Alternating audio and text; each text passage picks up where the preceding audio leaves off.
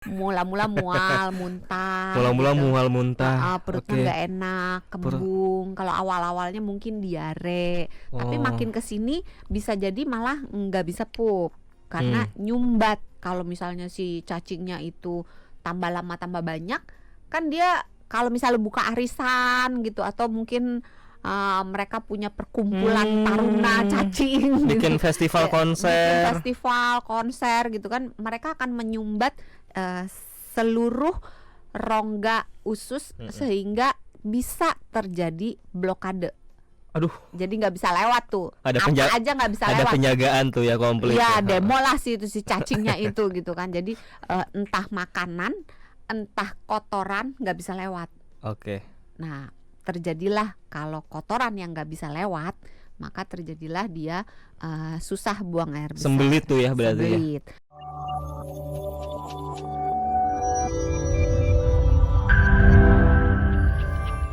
Kondisi seperti apa hingga orang makhluk hidup itu terkena cacingan? Apakah cacingnya jumlahnya banyak atau gimana? Ya, jadi terlepas dari tadi si cacingnya itu jalan masuknya melalui mulut gitu, tertelan dari makanan, dari minuman, atau dari kulit gitu kan, atau dari kuku, terus anak atau lewat benda misalnya tadi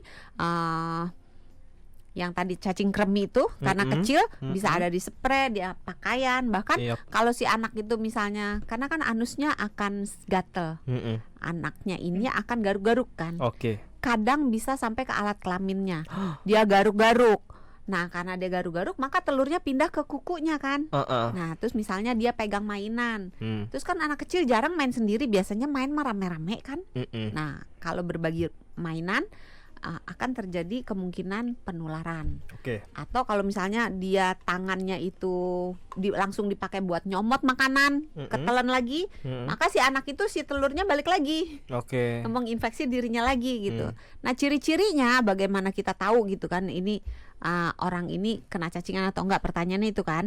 Nah sebenarnya susah. Susah. Iya. Kenapa? Karena kalau cacingnya sedikit dan masih baru pindah gitu, baru ngekos di saluran pencernaan kita, itu belum banyak menimbulkan gangguan. Oke. Tapi dengan semakin lama, semakin banyak, mereka kan biasanya berkembang biak tuh. Ada pernikahan antar cacing, weh. Tapi nggak semua ya, ada beberapa cacing yang tidak membutuhkan pasangan untuk bisa bertelur. Memutuskan untuk melajang aja. Enggak. Oh iya bisa juga gitu kalau dia udah child free aja gitu kan. Jadi cacingnya nggak punya keturunan gitu. Tapi biasanya beberapa jenis cacing itu membutuhkan hubungan seksual untuk membuahkan sehingga terjadi telur. Beberapa jenis cacing tidak membutuhkan, dia bisa membuahi dirinya sendiri sehingga bertelur. Nah kalau telurnya tambah banyak, terus jumlah populasi cacingnya tambah hari tambah banyak, karena yang telur jadi netes, yang netes jadi gede, ntar bertelur lagi terus, maka badan kita akan mulai mengalami gejala. Apa gejalanya? Apa coba? Ya apa, makanya saya tanya malah balik tanya. Gimana, yang dokter kan ibu. Mula-mula mual, muntah. Mula-mula gitu. mual muntah. Perutnya nggak enak, kembung. Kalau awal-awalnya mungkin diare, tapi makin kesini bisa jadi malah nggak bisa pup karena nyumbat. Kalau misalnya si cacingnya itu tambah lama tambah banyak, kan dia kalau misalnya buka arisan gitu atau mungkin mereka punya perkumpulan taruna cacing, bikin festival konser. bikin festival konser gitu kan, mereka akan menyumbat seluruh rongga usus sehingga bisa terjadi blokade.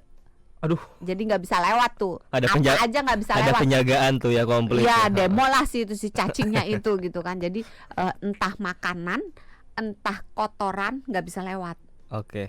Nah terjadilah kalau kotoran yang nggak bisa lewat, maka terjadilah dia susah buang air besar. Sembelit tuh ya berarti. Sembelit.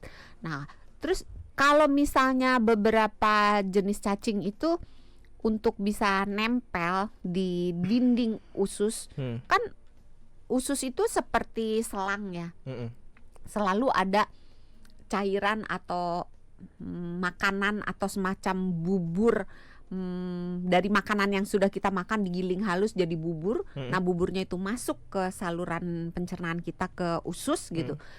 Kan bergeraknya kayak di pompa peristaltik ya. Jadi kayak di pompa kayak berdenyut gitu.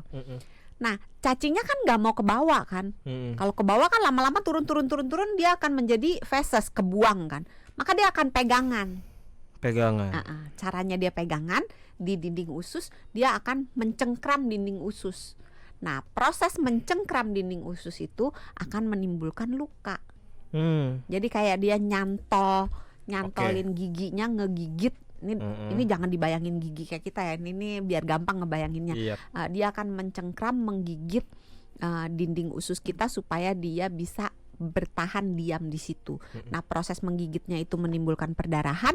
Perdarahan yang terjadi walaupun sedikit, kalau cuma seekor sih nggak masalah. Masalahnya banyak tapi nih. Kalau dia seekor tapi bawa temen gitu kan, temen-temennya semua pada nempel, maka perdarahan yang terjadi itu walaupun sedikit tapi banyak dan setiap hari terjadi, setiap saat terjadi, maka sama aja kayak kita punya keran setetes sih bocornya, tapi netes lama-lama bisa seember kan, sama.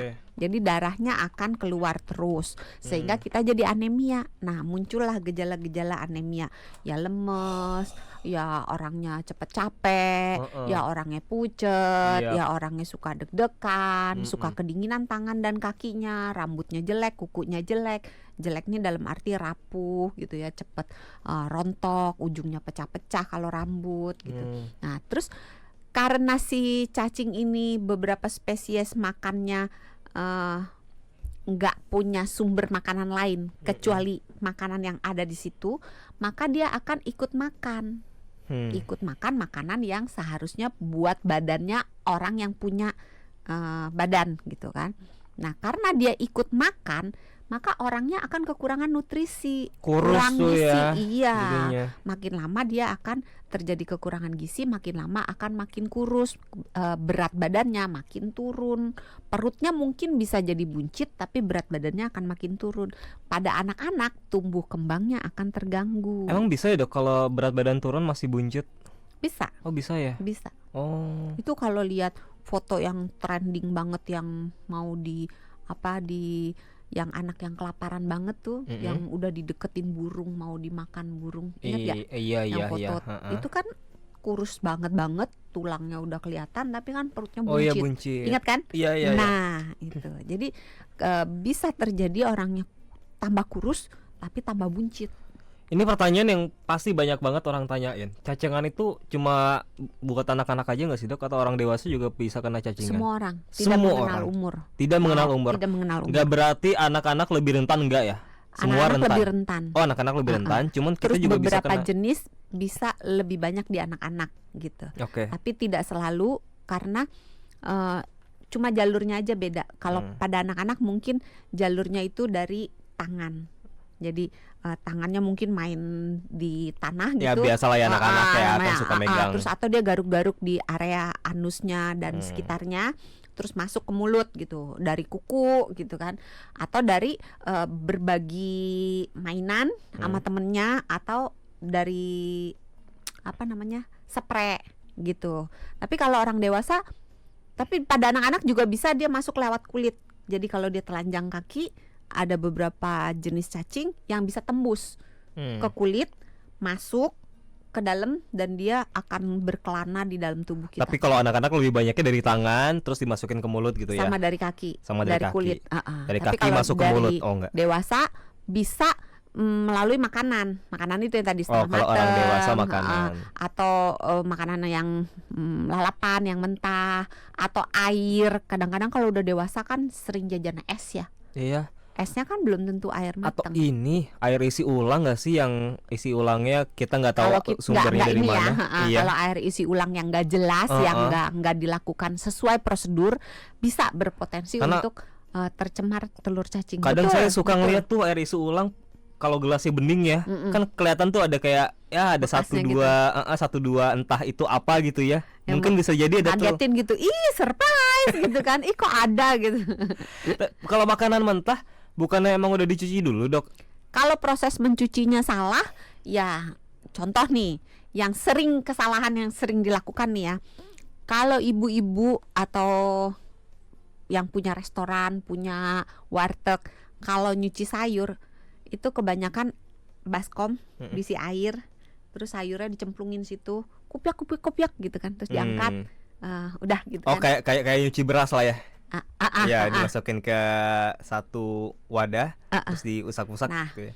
kalau misalnya cara mencucinya seperti itu akan memungkinkan si telur cacing yang tadinya udah copot nempel lagi karena airnya di situ-situ aja kan. Kebayang ya? Dan karena kita ngaduk-ngaduk juga jadinya balik lagi.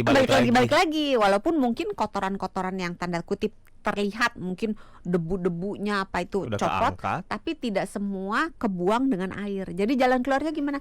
Cuci dengan air yang mengalir. Satu persatu dong. Sebaiknya. Terus kalau misalnya daun gitu, sayuran daun dibuka. Apanya dibuka? Daunnya itu dibuka semua bagian daunnya sebaiknya Oh, dibilas. jadi jangan ada yang kelipet atau ketutup. Iya, cuma kan ya saya mengerti sih kalau kayak gitu kelarnya kapan gitu ya. Kalau cuma rumah tangga gitu kan ya. Apalagi jumlahnya banyak. Iya, kalau rumah tangga cuman ya setengah kilo lah gitu sayur. Tapi kalau di restoran kan ribet atau warteg lah ya. Kan ribet. Ya udah, jalan keluarnya dimasak dengan sempurna. Oh, cara lainnya dimasak dengan sempurna. Masak dengan sempurna itu yang kita harus dicoba grill lagi nih. Sampai mateng. Sampai mateng. Kalau air nggak cukup sampai mateng. Kalau air itu kalau di bawah, bukan di dataran tinggi, bukan di area pegunungan, itu setelah mendidih biarkan 1 menit dia mendidih, tetap mendidih. Jadi apinya jangan dimatiin. Kan kadang-kadang kalau kita ke warteg suka beli air, kan airnya biasanya air kerannya atau air sumur ya yang buat teh, buat apa. Itu setelah mendidih jangan langsung dimatikan. Dinyalain dulu 1 menit. Kalau di daerah pegunungan 3 menit. Setelah mendidih tetap dinyalain apinya 3 menit supaya telur-telur tersebut kalau mendidih kan bunyi, berarti kita dengar terus bunyinya dong selama 1 menit, atau dikecilin aja apinya atau gimana? Kalau pokoknya jangan dimatiin, kalau mau dikecilin boleh, tapi dikecilin juga bunyi kan. Ya dinyanyiin aja. Dinyanyi kalau di rumah kalau nyanyi kan nggak kena royalti, jadi boleh sambil dinyanyiin gitu. Ketahuan nih masih pakai ketel zaman dulu. Iya kan, kalau ketel zaman dulu kan bunyi kalau mendidih. Iya, kalau yang pakai alat modern mah enggak ya, cuma blub doang ya. Mohon maaf, kalau yang modern udah nggak dimasak, pakai itu doang. Oh iya. Air yang itu. Oh iya. Yang ada manis-manisnya katanya. Kesenjangan gitu. Sosial ini kita namanya ya.